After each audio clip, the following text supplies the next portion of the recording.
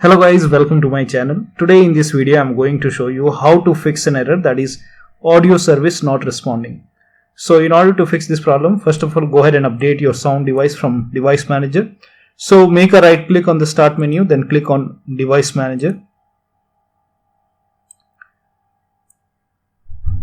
Now expand the sound, video and game controller, and over here you will find your Realtek audio device or maybe high definition. So select your speaker over here, select your sound device, make a right click, then click on update driver, then click on browse my computer for drivers, then click on let me pick from a list of available drivers on my computer.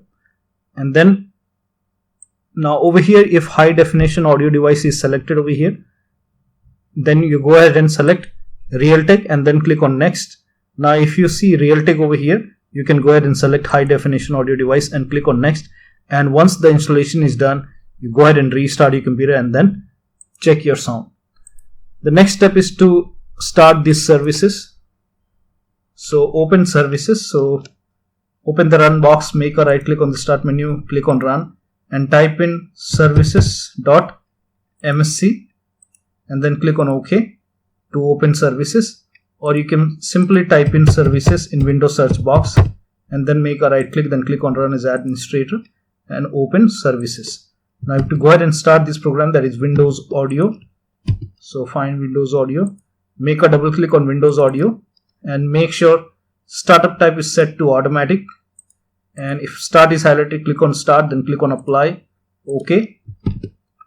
Now find Windows Audio Endpoint Builder Services. Just below it here you can see the Windows Audio Endpoint Builder. Click on it, then make sure startup type is set to automatically. Click on start if highlighted, then click on apply, OK. And then start this plug and play. So find plug and play services. So here it is. Make a double click, make sure startup type is set to automatic, then click on apply, OK. And RPC Endpoint Mapper. So find RPC.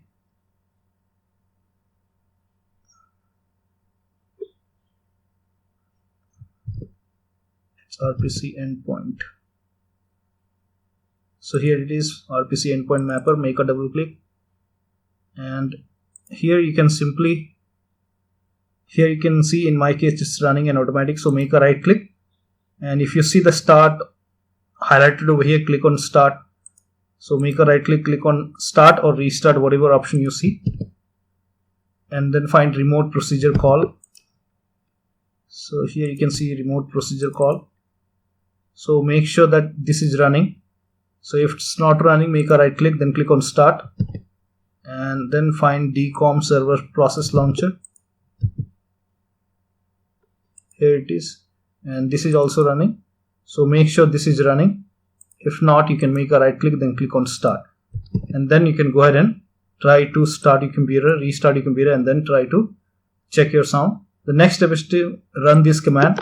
The commands are provided in the video description. Copy this command, type in CMD in command in Windows search box, and then make a right click on command prompt tab, then click on run as administrator, then click on yes to allow. Paste the first command, hit the enter key. And once that is done, run the second command, paste it, hit the enter key, and then restart your computer and then try to check your sound. The next step is to install the default audio drivers. So first of all, we have to go ahead and do this. So open control panel. So type in control panel in Windows search box and then click on control panel. Now by default the category would be looking like this. So you have to click on category and then select small icons, then click on system, then click on advanced system settings, then go to hardware, then click on device installation settings and select no, your device might not work as expected. So select the no option first, then click on save changes, and then you have to go ahead and uninstall the audio device from device manager.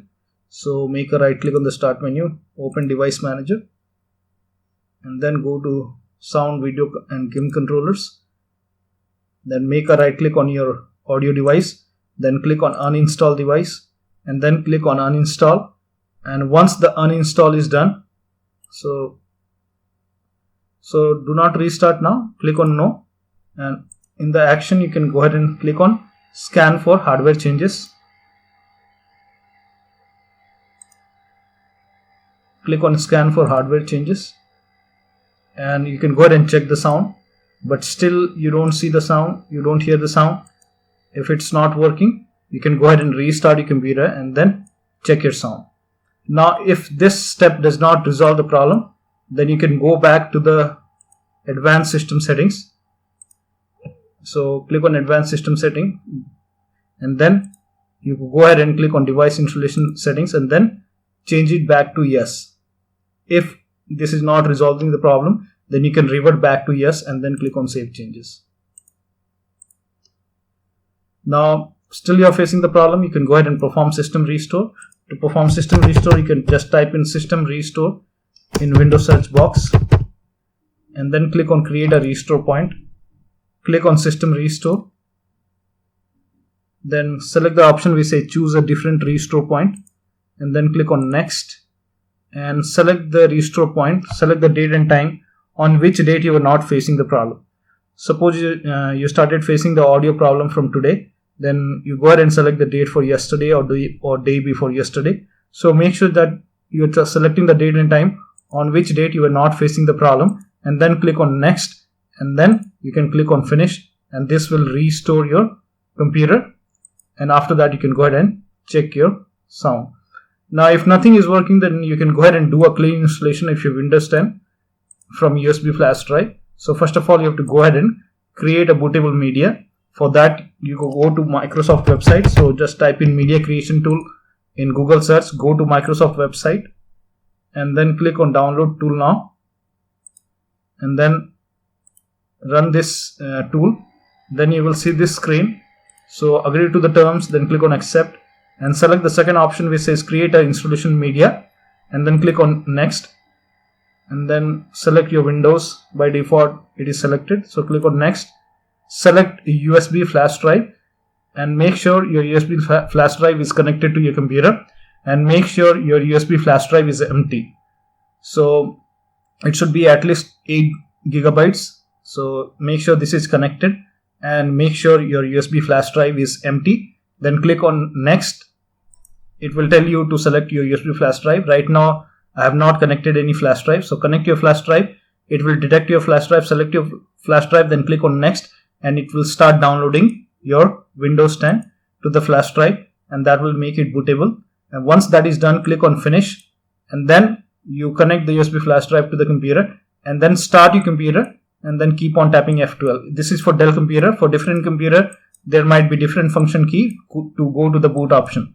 So start your computer and then keep on tapping F12. It will take you to the boot option screen, and then select your USB flash drive and then hit the enter key. Then you will see this screen. So select the language, time and currency format, then click on next, then click on install now and agree to the terms.